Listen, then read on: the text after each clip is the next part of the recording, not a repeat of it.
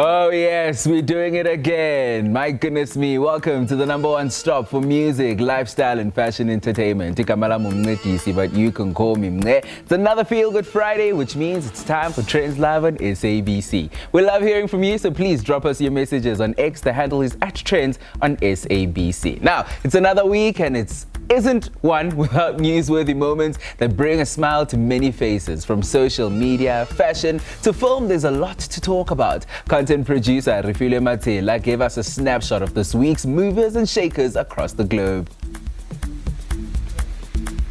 In an interesting turn of events, TikTok seems to be back in the USA following its ban and blackout just last week due to security concerns. The social media app ushered users back on Sunday, the 19th of January, with the message, "Thanks for your patience and support." As a result of President Trump's efforts, TikTok is back in the USA. I'm thrilled. I cried last night, actually, while we were out when I realized it wasn't working. So this is like thrilling. I'm so happy. I mean, I was scared. I really was scared it was gonna go. I kind of didn't believe people when they were saying it was gonna be gone. So last night not being able to open the app was triggering and upsetting and really scary. And I don't want to feel that way again. So I'm really happy that it's back. You have TikTok on your phone? No, but I think I might put it there. I think I'll get it right now. By the way, again, we won the young vote. I think I won it through TikTok. So I have a warm spot in my heart for TikTok. Okay? Thank you. Thank you very much. Thank you, Mr. President. In fashion, all eyes were on the U.S. First Lady, Melania Trump, this week at the inauguration of President Trump. Her double-faced wool silk boater hat obstructed her eyes during ceremonies of the day. It turns out the designs of Eric Javits had long caught her attention. I feel deeply honored and blessed, and I think it's incredible. In my hands, it looked like a very sort of understated, humble hat. And, when she put it on and you saw it with the ensemble and all that, her presence transformed it and made it something very powerful. And you would never, if you just saw it on a hat stand somewhere, you would never expect that it would have that much impact. And that really just speaks to her presence and her beauty and her grace. Emmy-winning comedian Trevor Noah will host the Grammy Awards once again. The announcement came just this week that the former host of The Daily Show will be leading proceedings for a 5th year in Los Angeles. Noah will also work as a producer for the big night in music taking place in California on February the 2nd. Flying the flag high for SA are the makers of a now Oscar-nominated film, The Last Ranger, directed by Cindy Lee. This year's nominees for Best Live-Action Short Film: Alien, Anuja, I'm Not a Robot, The Last Ranger, and The Man Who Would Not Remain Silent. The Academy has recognized the efforts of Lee and its producer, Anil Mdota, in the category of Best Live Action Short Film. The 97th Academy Award nominees announcement was co-hosted by comedians Rachel Sonata and Bowen Yang from LA. Well done. That's all for this week. Stay trendy. I love that South African flag flying really, really high. That's all we have for you this week, but we're back again with another news wrap next week. Now, 2025 is well underway and perhaps you're looking to start a new business. Well, if you're considering starting and owning a gin brand, here are lived experiences of 2 of must-watch brands this year. We hung out with Nino, Zama and Tshidiso. We're raising a glass for two South African gin brand owners who are making waves in the industry. Meet Nino Zama, the owner of Mpesi Gin, and Tshidiso, the stylish man behind the brand Accentric. I started distilling gin in my kitchen as a hobby. And I would experiment with different recipes, and then I would post this on my social media, and friends would be like, oh, we want to taste, you want to taste? And yeah, I would have small tastings in my kitchen at home. And but then back in 2018, I decided that I need to make it a proper business, because there was so much interest in the things that I was experimenting on. So that's how Mpesi Gin was born. The gin is inspired by Mpesi tree, known for its aphrodisiac properties. This unique ingredient adds a special dynamic to the brand. Back in the day, gin was like juniper berries, straight, kind of boring drink. But now there's an introduction of fruits. There's citrus, there's strawberries, there's all sorts of. So even the female market, who never really cared about the gin, now they can be like, oh, this is nice, because there's rose petals, so it's really an easy drink to have. And also, I think for the ladies as well, it has very low calories. They say gin has calories lower than a banana, so when you drink it, you don't have issues worrying about, oh, I'm gonna gain weight or this and that. So it's really an easy drink. You're gonna have obstacles for instance, the capital. So to have your own distillery is expensive. So that's the first thing. I don't have my own distillery, but I'm outsourcing it. And obviously, what also makes it very challenging is the licensing, because this is done in a proper, legally licensed distillery. So even the paperwork around licensing is also very challenging. So that's the first obstacle, getting your own distillery. But for me, now that I've found a way of producing without having a production facility, the challenge is access to markets. And I'm also finding a way around that. And I'm focusing now on exports, because when you the cocktail. This is special. I just designed this for you. So we must give it. Neighboring countries like Swaziland, the product is available in all the two major retail businesses that side, and it was so easy. And it's the same brands that are here in South Africa, and it's hard to break in because of the red tape, but also maybe because of just you have the wrong color, trying to move into a business that is reserved for a certain, it's a very white male-dominated industry.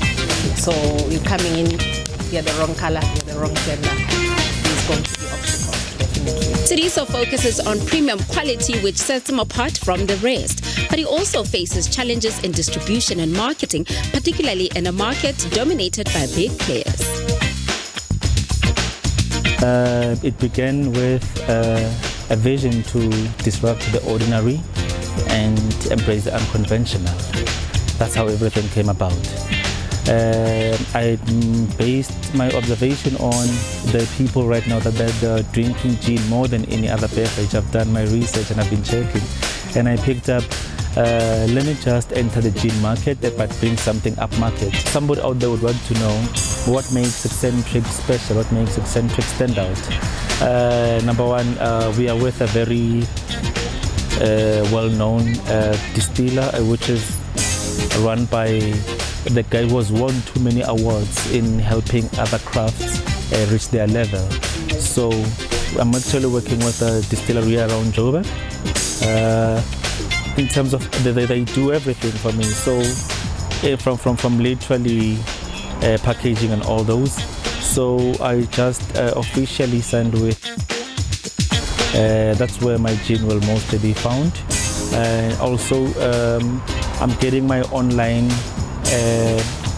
streams ready for my online clientele to be able to order gin online. I just need to finalize everything, which is what I want to see happening in the future. Two trailblazers, one industry, and endless ambition. Here's to Nino and Tshidiso, proving that South African gin scene is bubbling with creativity.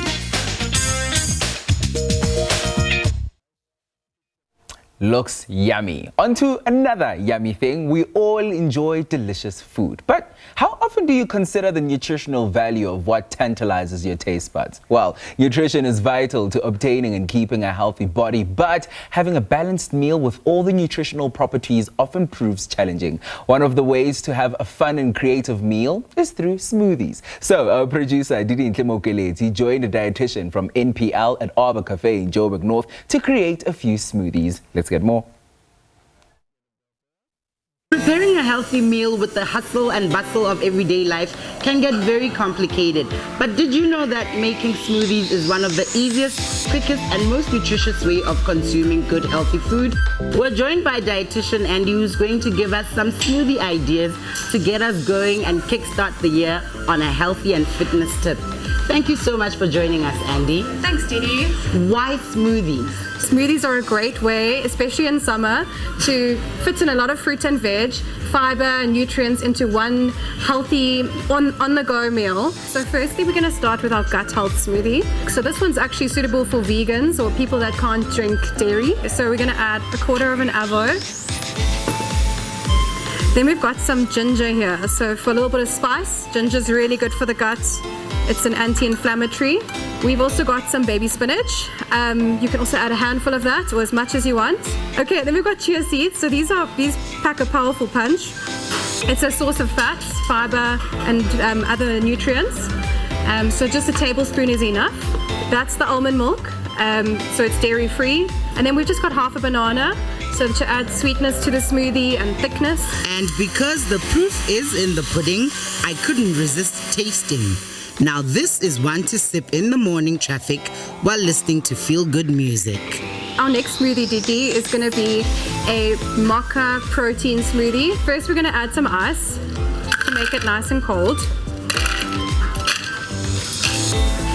Next, we're going to add half a banana. So if you want to grab that. Are we putting all of it in? We're going to put it all in.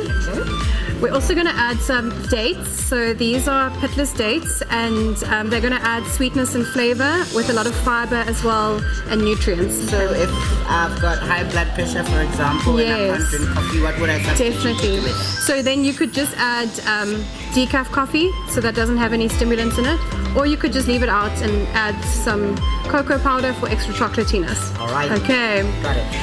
Next, we've got our oats. So if you can help me there with 2 tablespoons of oats. So as everyone knows, oats is an amazing way to start your day. It's got tons of fiber in there. It keeps you fuller for longer and keeps you regular. And then lastly, we've got our protein powder. I'm just using a chocolate flavored whey over here. So we just use 1 serving of that, which is 3 scoops. Okay, let's blend it. Shall we? It's a good one. I hope you'll be making this one at home. The first one I'll try at home. Fruits create refreshing smoothies. Now let's find out how to use them to reboot the system with this next one. Does this color have a certain nutritional value? No, so these are all just our yellow fruits, but a lot of them are much higher in vitamin C, which is a really important one for keeping your immune system boosted, keeping you healthy throughout the year, and lots of other benefits. If you can grab a handful of that pineapple, add some nice flavor and acidity to the smoothie. Love pineapple. Perfect. I think that's good. We're going to put in some banana. Okay. I've got some mango over here, which is in season. It's always good to choose fruits that are in season. And then we can pop in 1 or 2 of these dates for the sweetness and just packed with flavor, packed with nutrients. So you can add plain yogurt. This is plain unsweetened yogurt. You don't really need any more sugar because the fruit's going to add some really nice sweetness to the smoothie. Just a bit of water to thin it out and make it blend nicely. You can add as much as you want depending on your preference. Awesome. I hope it's as good as the last one. Cheers. That one's nice. You got that creaminess from the yogurt as well. Amazing. Smoothies, a hydrating delicacy packed with all the goodies that your body needs. Now that's something to keep us healthy and keep us going. Listen, we're going to take a quick ad break. When we come back, it's fashion time in Cape Town. You don't want to miss it. You're still watching Trendz Live. Stick around.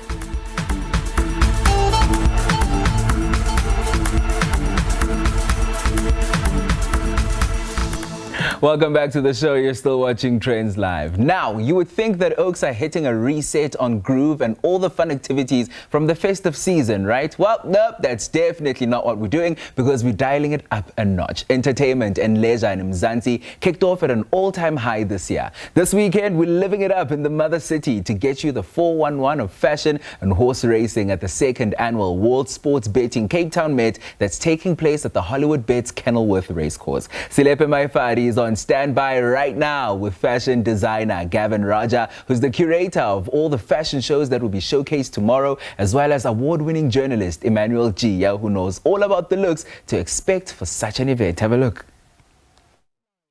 But Trendy, as you know, that when we're talking all things horse racing, definitely one thing that's closely linked to that is, of course, fashion. We're talking all things Cape Town Met. And here today, we're going to talk to a designer that will be showcasing on the day. And he's going to tell us a bit more about what we can expect. Now, you've never been afraid of a theme. So now, the Cape Town Met's theme is Couture Unleashed. How did you translate that into the looks that you will be showcasing on the day? It's just mostly more about taking couture elements and then sort of trickling them down to a little bit of ready to wear, and then still having like statement pieces. So it's like sort of like if you just bring a little couture into your life, into your everyday life. So you have like that one statement jacket, and then you pair it with a nice, simple, flowy dress inside, but then the jacket just makes a statement. Or have a dress that is just a statement and then accessorize it lightly. So it's just mostly about just little craftsmanship pieces here and there that just stand out. One thing that we know is color is basically always popping, right? And now we have a designer who's always been doing it and making sure that we add a whole lot of vibrancy and always making sure that people look cute and bright. Mzukisi is here to tell us more about what we can expect from his collection. I wanted to do something that's a bit different. I've done a few shows recently, a lot of looks, so I wanted to not be that predictable. So you'll see a lot of like solid color with touches of the print. The collection is called Courage and Beauty, inspired by my Xhosa heritage. You saw how everyone was sort of like trending with umbhaco over the festive season, and how Xhosa people sort of like create this FOMO. Everyone sort of like want to be Xhosa when they see how in the Eastern Cape people celebrate and how they adorn themselves with something that is proudly Xhosa. So the collection is very much inspired by that. I wanted to, because it's couture, that's the theme. And for me, I wanted to sort of like make it personal. What is couture for me as a Xhosa guy? And I found myself basically going back there and looking at how our people chose to interpret fashion. What kind of pieces are in there? If you can break that down for us, how do you pull that culture element and still keep to your signature look? I think one thing that's sort of like prominent throughout is the detailing of umbhaco. So you'll see the zigzag, you'll see the bindings, you'll see something that in that one, it was my mom sort of like coming through. There's those seashells, so there's a lot of like hand sewing of those small pieces in it, which gives it that, again, that element of couture and ties it nicely and effortlessly to the Xhosa interpretation of what fashion is. Masango is known for a lot of beadwork, a lot of embellishment, a lot of pizzazz. So we're just gonna bring back that element of like dressing up and that couture element, that handwork, that craftsmanship. That's what we're gonna bring to the runway. We're gonna be shopping through some of your items in here to see if we can get this girl dolled up for the day. What would you think are your key guidelines that you can basically share with someone to say, guys, stick within this range? If you're gonna be rocking an outfit for an event like that, that's outdoorsy, that's very sporty as well, with a bit of leisure and lifestyle, how do we best dress for that kind of occasion? The most important thing is comfort. I think a lot of people underestimate how long the day is, how hot it gets when you're there, and a lot of it has to do with moving around. So you need to be comfortable. You need to wear a look that is not heavy. I saw recently there was a horse racing event. There were a lot of people who could have been fashionable for the right event, but you saw a lot of like your sequin, those do not work for that sort of event. So you just need to be aware that you're gonna walk, it's gonna be hot, and you need to be comfortable and still be event appropriate. I mean, it's a horse racing event. We're there to bet on the horses, enjoy the day, fashion, the great food, the scenery. The motherland is a beautiful place. So you do want to be chic, sophisticated, and comfortable. There you go, but Trendy. He said chic, fashionable, sophisticated, comfortable. Those are some of the key words that I got to hear from this chat.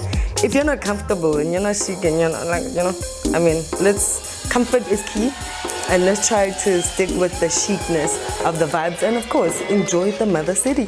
Don't say I never plugged you. Oh, they did say that it's couture unleashed, and you know what? A little birdie has told me that she went straight from the designer rooms to the field. And I know the sun doesn't set in Cape Town, but she's live right now. Silepe Maifari chatting to Gavin Rajah and Emmanuel Gia. Kat, what's happening over there? How's it?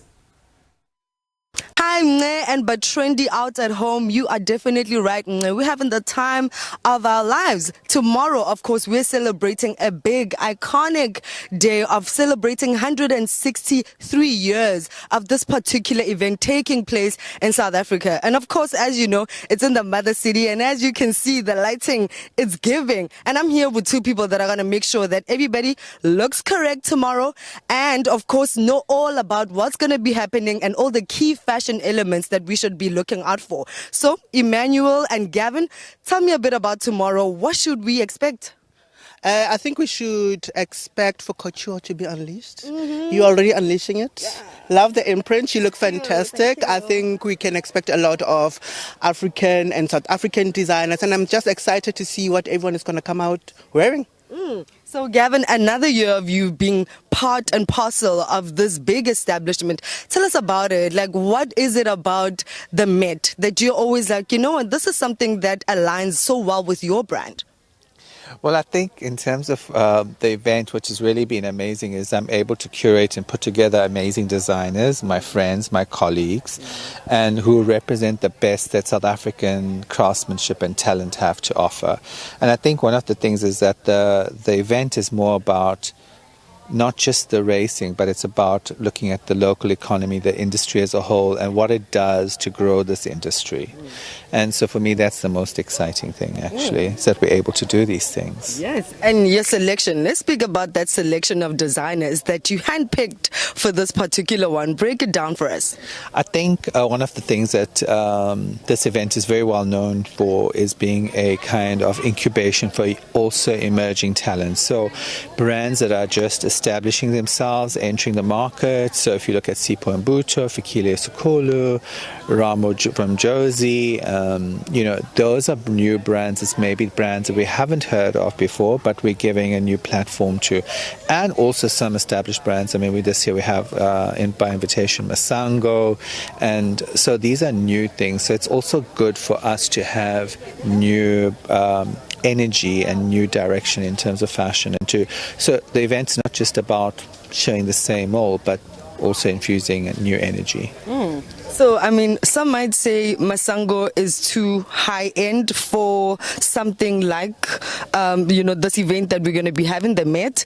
And then again, it can be like, well, someone would want to wear pearls or a dress that has, those embellishments. Gavin Rajah is not couture enough for that? Oh, yeah, well, we know that you're couture. I mean, with the theme, how are you going to unleash couture? How are you going to unleash it?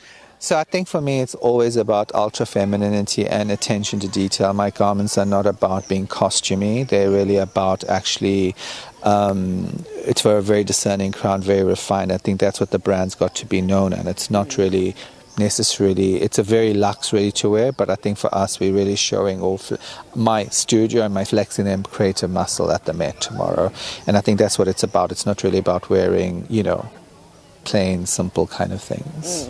How are you expecting to see Masango dress it down or take it down from the tralala into a Met situation? Yeah, I think in terms of Masango as a designer, I don't think he needs to tone it down. I just think fashion is a form of expression, so it's how he expresses and execute couture.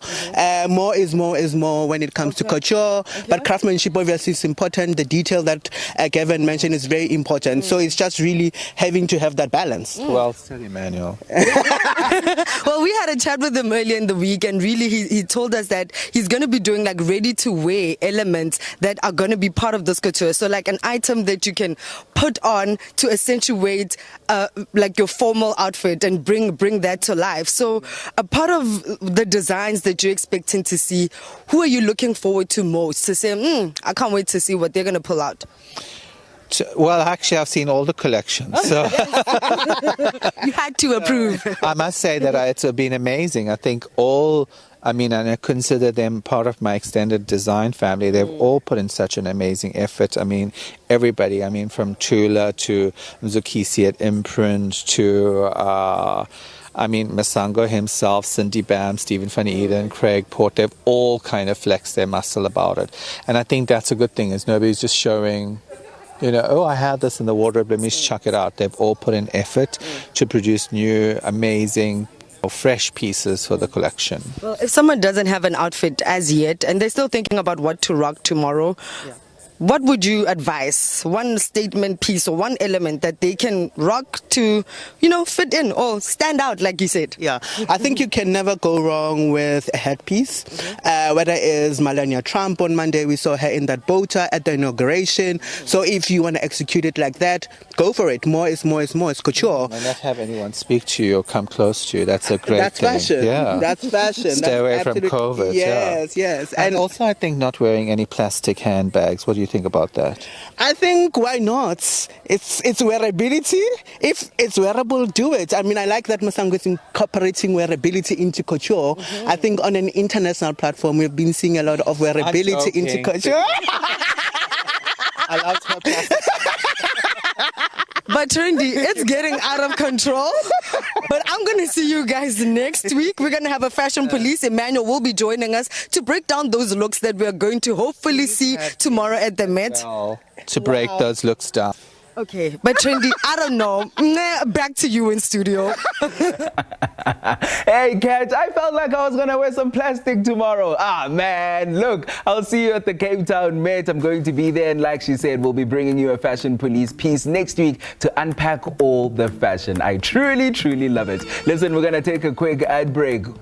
When we come back, it's yoga, it's film, and so much more right here on Trendz Live. Stick around.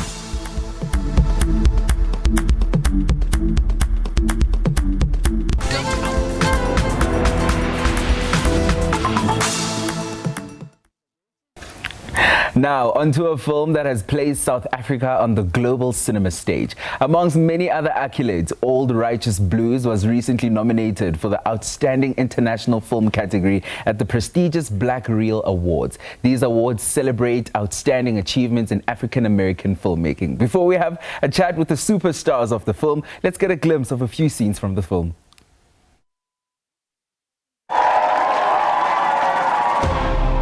Om Zakos uit 3 jaar, stromenmajor. Je moet dan iemand niks van zeggen, nee. Dat is een groot geheim, nee. Weet iemand alles hiervan? Nee, ons moet hem naar ons kant toe krijgen. Dis het? Wacht, moet het ik stromenmajor is. Die meisjes gaan niet rare plat hardloop met mij te komen. Misschien. Misschien niet. Om Zakos wel uit 3 jaar. Dat lijkt weer een dag het gaan in, bro. En hulle eerste optrede, die New Righteous Blues, ook van Robertson af. Wat maak hulle hier? Dat was hom nie gesê nie. As ons hom weer by 'n kompetisieveld sien, sal sy geheim nie veilig wees by ons nie. Ons gaan met hulle almal afreken. Jou beurt. Afdeling Lamont. Koelemond. Afdeling! Voorwaarts, mars, links, rechts, links. Jy moet vir jou broer sê, asseblief Alvin. Word wakker, Handjie. Jy lewe in 'n droomwêreld, bro. Jy sal nooit die tunnelmajoor word nie en die ooms gaan altyd oor jou sien. Hulle klaar jou toekoms vir jou gewys. Nou wat van my, Alvin? Jy dink net aan jouself. Jy's net pa. Almal bang vir die ooms. Maar Handjie, nes jy? Appeleer jy nog steeds? Nee. Julle mans, julle speel met mense lewens. Let's face it, julle. Die ander koor is goed. Hulle gaan nie van my kry nie. En daai sê ek nou vir julle. Jy sal 'n brief van ons kry met die datum van 'n dissiplinêr. Ek sal hulle nooit vergeef wat hulle aan jou gedoen het nie.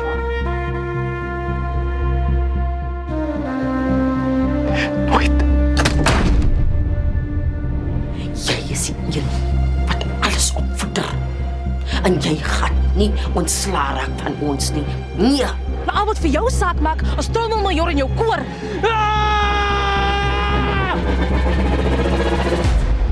Beloof vir my een ding.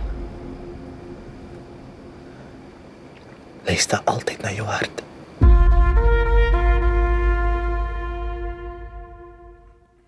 Sure, truly compelling. In studio tonight, I'm joined by producer Dumi Gumbi and actor in the film Simon Brainders. Gentlemen, thank you so much for joining us on Trendz Live. Welcome to the show.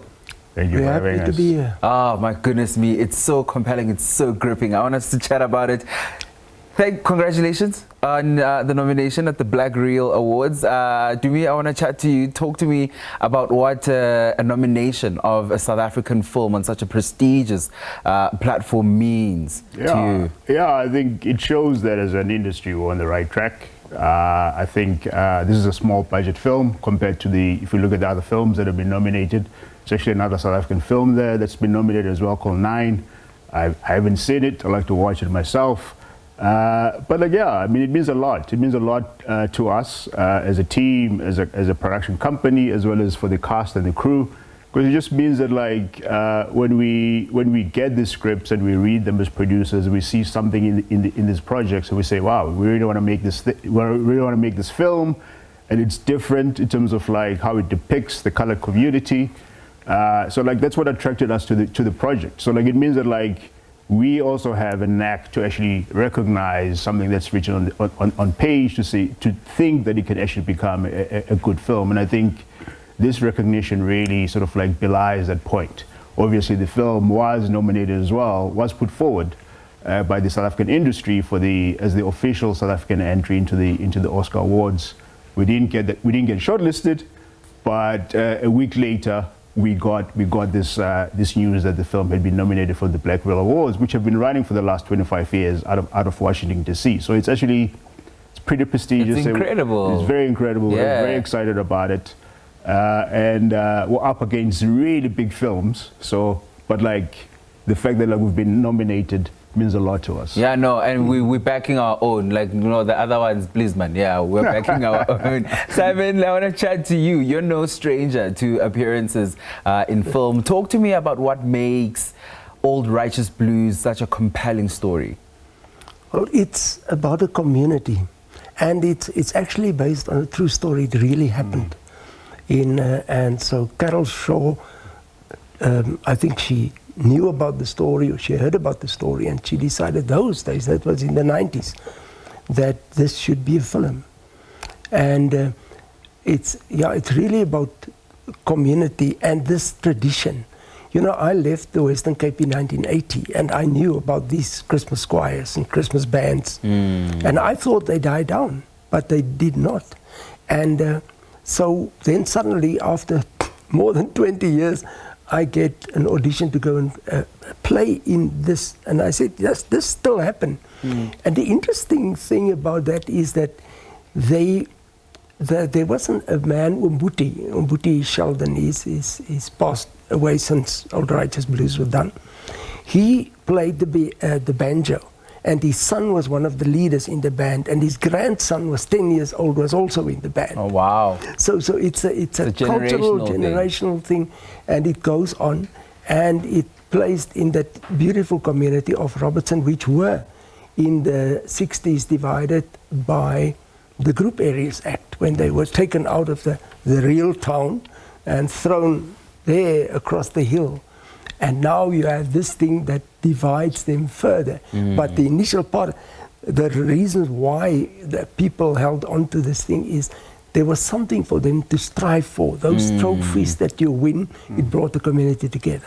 Oh, I love that. I love that. Dumi, I'm going to give you a platform to brag really, really quickly because I know the film has also been nominated and has bagged other significant awards. Very, very quickly, what are they? Well, I mean, the film, what do we do with every film that we make that we think has artistic merit to be entered into international film festivals? We do that. We have a festival strategist that's based out of the UK. She's now moved to North America. And so, like, you'll see that the film awards or the film festivals that we've won. You know, the film started out at Cinequest in California, literally about a year ago, and then from there it went to the UK. It won at Romford, which is a festival that we've taken our films there previously. So, you know, all these film festivals, I don't want to burst people's bubbles, but like a lot of them are based on relationships. In terms of like they've seen your name before, they've seen your films before, so they tend to ask you again, do you have other films that you like to enter? So like that's what we've done in the past, and we've done the same thing with this film. But you know, these are in the truest sense of the world. It's sort of, you know, you have your A-list film festivals, and then the list sort of like goes from there. So like these ones, like Cinequest, if we had won there, would have qualified for an Oscar, to be eligible to be put forward for an Oscar. So like, we're very happy with the fact that like the work has been recognized 100%. From the UK to North America. The film actually, as we sit here, is in a festival in Texas, and it's the closing night film award on Sunday. So like the film continues to have a festival a lifespan, and hopefully we'll win some more awards at the Denton Film Festival. Oh no, you definitely will. You definitely will. Do me just very, very quickly. I mean, the recognition of this film globally shows that the audience globally can relate to the film. But just to, you know, as we wrap it up, talk to me about some of the challenges that you still face in the filmmaking industry and that you faced when you were making this film. Well, I mean, like we can talk about funding and finance, but I think that's a boring topic. I think that's been covered throughout the entire industry. I think where we suffer from is a lack of support in terms of like sales, marketing, and distribution. You know, a film like this, our distribution companies, they sort of look at it and they say, well, will it actually make money at the local box office, at the cinemas? And I think that's the problem that we're facing in terms of like we're creating this really beautiful work, and then the people, maybe it's our fault as producers and production companies, that how do we convince our distribution companies as well as our broadcasting partners? Because when we make these films, we often pre-sell certain rights so that we can actually get the funding to actually go and make the films. And then when it's time to sort of like, well, the movie has been made. I mean, we've been sitting on this film since beginning of last year, like I said. We kept on saying we got to release the film because we kind of felt like this is a good movie that actually has good positive outcomes in it, and we just wanted to make sure. And the acting and the directing is great, and we just wanted to showcase that. But these things cost money, 100%. You know, so you have to raise the money to make the film. And then once the movie is finished, then you gotta have the budget, which is where our friends in Hollywood are basically outstripping us, because like they would make a movie for $1 million, and then they will then also have $1 million for marketing, right? Whereas we don't have that luxury, right? No, so like just to raise the money to make the films is difficult enough, and then to say, okay, guys, let's actually have a proper release, and then also after COVID. Local cinemas have been decimated in terms of like the number, the business that we can actually do at the local box office. No, I 100% agree. I am gonna get into trouble, but I have to ask before I let you guys go. I know I'm gonna get into trouble, and I'm so sorry. Simon, just really quickly, talk to me about how the film has been received in South Africa and what that has meant for you as somebody who is more mature now, and you come from a community like this, and now these stories are being told. I think it's been well received, very well, in terms of how people could access it, because that is the problem. We don't have DVDs anymore. You can't rent the DVD, and but it is good, and it does well for Robertson. Robertson's only known for wine. Now people know, listen, there's actually a community living there, and they're doing this and that means a lot. And for me to see how the industry has evolved over the years. You know, when I started 41 years ago, exactly this month in January, the crew were all white people, you know, and then came Mollefish in 1986, and the crew was different. Now I walk in there, and practically the entire crew live on the Cape Flats. So that's a wonderful thing. It's an opportunity for these guys to see everybody in the South Africa has got a future in the film industry. But as I said to somebody, you know, we can't make what London must fall or whatever must fall. Yeah. We don't have those big things. Yeah, I always say we leave that for the news. Our big stories that shows all that gets on the news. We tell real stories. 100%. We tell real stories. Gentlemen, thank you so much for joining us. Well done on this incredible achievement. Well done to all the people that worked on the film. It's truly, truly incredible. Thank you so much for joining us this evening. Thank you for having us. Pleasure. All right, that's how we wrap it up. We're going to take a quick ad break. When we come back, it's more of Trendz Live.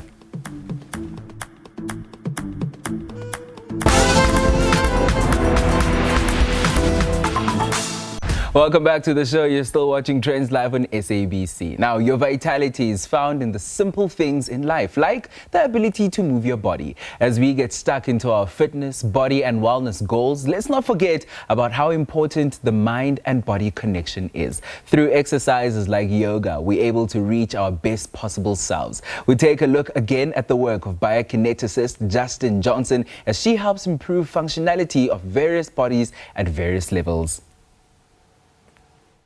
As we strive for better living, improving our overall fitness and wellness, it's important to look at the way we move our bodies. A perfect way to understand the body is spending time with a biokineticist whose work is defined as a clinical exercise specialist. I like to work with everyone.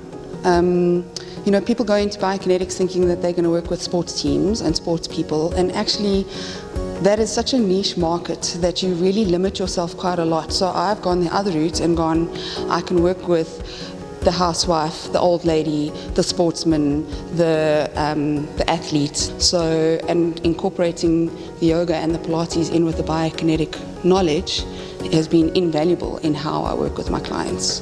I experienced 2 strokes. I have an autoimmune illness, and I needed to learn to move properly and effectively again. So my right side was affected, so I really struggled with balance in particular, and also firing effectively on the right side. Liesel's journey has been defined by finding the proper support to aid her recovery through techniques that may seem simple but take the whole body into mind. And your bum muscles are supposed to be the strongest muscles in your body.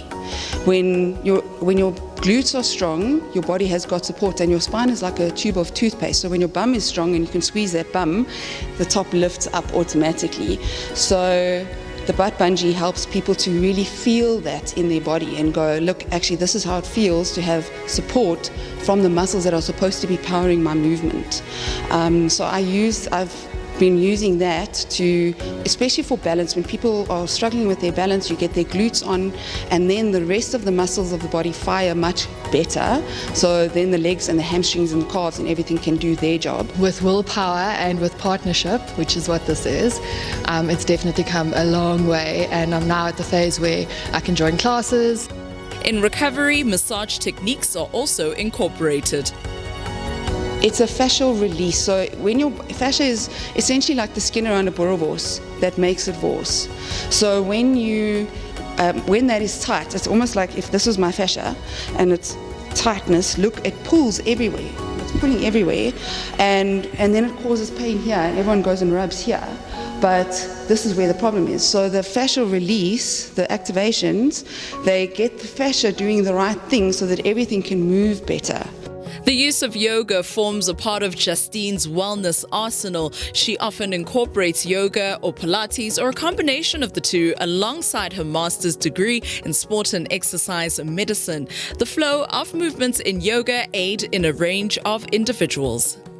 So I struggle with scoliosis, and I've had scans recently done, and my back is almost perfectly straight now, and no imbalances left anywhere, everything, because all my sports have caused terrible imbalances, from the golf to the hockey to the everything. I found a lot more power and strength in all my exercises, and also it's just helped with injury-wise. Yoga for me started off as my wife was asking me forever to join the yoga class as sort of a way to get rid of some of my stiffness. I had very short muscles from overtraining, and I'm a very lazy stretcher, which I think you'll probably find in many sort of aerobic athletes.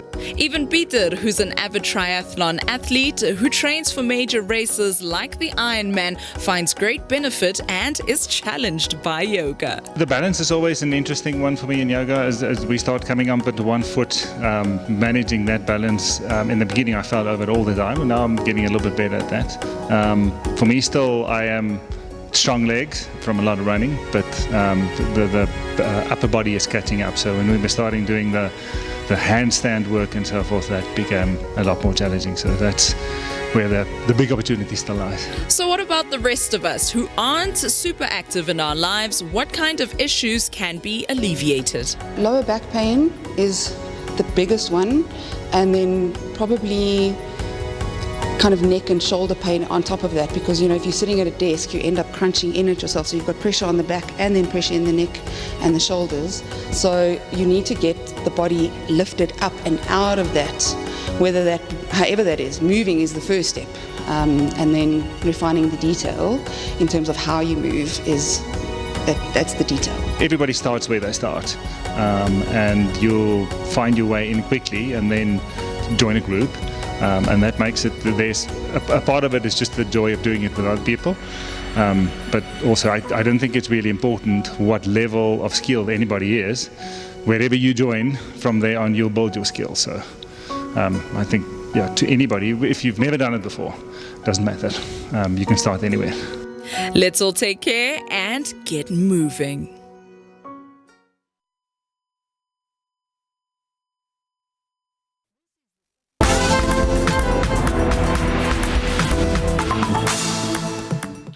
Welcome back to Trendz Live. Joining us today is the muso Xola and singing sensation who also features on his track Lwandle Nkulu. They're going to sing a bit later on. Truly cannot wait for that. But for now, Xola has recently released his latest single Umsindo Wenhliziyo featuring the soulful Lwandle Nkulu. This collaboration follows his impressive milestones with his hit songs Beng Dagiwe and Gibela achieving gold and platinum status respectively. Joining me right now in the studio is Xola, the man of the hour. Welcome to the show, brother. Ngiyaphila khamba kanjani? Happy New Year. Look, let's chat about it. I want to chat about Umsindo Wenhliziyo. Talk to me about the story behind the song. What is it all about? The song is just mostly abantu abayi-understandayo, abantu abajolayo mostly. Mawungajoli kunzima ukuzwa lo msindo. It is what it is. So yeah, Umsindo Wenhliziyo is it's actually the sounds of the heart for umuntu omthandayo. So I was bullied by Lwa to get on the song, so she came and put a verse, then we had a beautiful song. That's so funny, because I was about to ask you what was it like working with her. Me, so I guess you can sum it up as now I was bullied, but it was good. No, I love it. It was very good. It made a very big impact on the song too. Yeah, absolutely. She's a powerhouse, and we also love her equally. Let's talk about Beng Dagiwe and Gibela. It's remarkable. They've reached gold. They've reached platinum. What did this mean to you as an artist? Mawubona ingoma zakho doing so well. Iyo lento egqugquzelayo ukuthi noma umsebenzi sometimes ubanzima but ungayeki. You should just keep on going, because mase kufika izinto ezinhle uyajabula nazo zihambi nama gold order nani kuyaye kube khona nokungena esikhwameni, but then yes, we have to be thankful and continue working. Oh, so kahle kahle lokho kungena esikhomeni kuyafana ne-golden platinum. So man. No, ngisasho nje akafiki. Oh, akafiki. Oh, okay. Okay. Okay. No, hayi ngiyakuzwa. Let's chat about your audience. Umculo wakho resonates really deeply with abantu abawumamelayo. Why do you think this is? Why do you think people resonate so deeply with the music? I think you understand what we're saying mostly on the songs, because tina si abantu abakhuluma ulimi la nesingisi sincane ngobeni zethu, but so tina sikhuluma ulimi oluzwakalayo futhi abantu abaningi abakhona eSouth Africa bayasazi isiZulu noma amazulu amaningi angasazi mhlawumbe iSpedi nani, but abantu abaningi eSouth Africa bayasazi isiZulu, so that's why tina sisebenzisa ulimi lwethu, then we can do a larger audience. Speaking about ukusebenzisa ulimi lwenu, I mean, it then speaks to your creative process, you know. Talk to me about that creative process. Mawuhlala phasi ubhala ingoma or you decide, you know what, I'm gonna hop into this project. What does that process look like for uXola? It just becomes too easy because njengoba ngisho sisebenzisa ulimi lethu, so izinto futhi esikhuluma ngazo izinto ezenzekayo kithi. Ngeke uzwe mhlawumbe ingoma kabani Big Zulu mecula ngeMcLaren means unayo iMcLaren. Yes, so akacula into angenayo. Same here, we don't really sing about what we don't have and what we don't know. We literally sing about what we know and what we have. And even on the videos, we shoot videos the way with everything that we have and we own. So, umsindo wenhliziyo almost, then you said ingoma yabantu abajulayo, which means you have a special person in your life. Wedding bells soon, vile ndlela because ucula ngento nayo. But noma ngeke ngisho ngako ngoba phela i-public television yabona manje. Uyamfihla. Ngiyadlala, I'm joking. Look, I think you're doing incredibly well. I just want to find out what's next for uXola. What are some projects that are in the pipeline? What can we expect from you coming up soon? Right now, I'm done with my album, so I'm working on Luan Nkulu's album and Big Zulu's album, production-wise. So those are the two albums that I'm still working on. We just did a very beautiful single follower. Zulu is also dropping with Azana, so it's too busy for me. I love how it's such a family environment that you guys have created when you make your music. Now I have to ask you, what has been the most memorable thing for you so far? Mawubheka your musical journey. Mawubheka la waqala khona to where you are now. What stands out as some of, those memorable moments for you? I think for me first it's the message I got. AIT mailing having your producer album which is Javan Big Zulu, that was like me. So and then also it's the numbers that Lua's album did. It's just everything. It's just memorable. Indlela yami yonke nje indeka cool, so zimnandi izinto ezenzekayo. No, futhi busisekile and I think it's still going to do even better. Mawubheka collaborations in the future. Maybe you want to start your own genre within the language. Ufuna ukoleba nobani. Isifiso zakho nje going forward into this brand new year. I mean, siyaqala 2025, so the slate is still clean. I don't think I want to collaborate with anyone. Okay. I've worked with everyone I wanted to work with, so it's just code status. Enjoy your game. I love it, man. Where can fans reach you? Tolakala Gupi, if you want to listen to your music, how do we catch you on social media? Where do we find uXola? uXola is just you type Instagram XOWLA uXola _ stallion, and then that everywhere. And then now Google, you can just type uXola. Just Google me, man. We love it. Look, we're super proud of you. Thank you so much for stopping by. We cannot wait to hear the track. I know you at home cannot wait to hear it too. Unfortunately, that's where we leave the show tonight. Fear not, we're back again next week, Friday, 8 p.m. exclusive to SABC News Channel 404. Ikamala mumncedisi, but you can call me Mne. For now, until next time, from my heart to yours, au revoir, bye-bye. Here they are now, closing the show. It's uXola with Luan Nkulu. It's called Umsindo Enhliziyo. Shout out.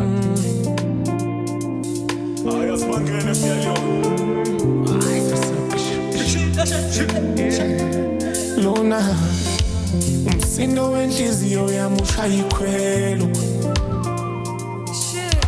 ngoba ijabuluma amehlo webona wena lona umsindo wenhliziyo yami ushaya ikhwelo ngoba ijabuluma amehlo webona wena ikhala kanje nithi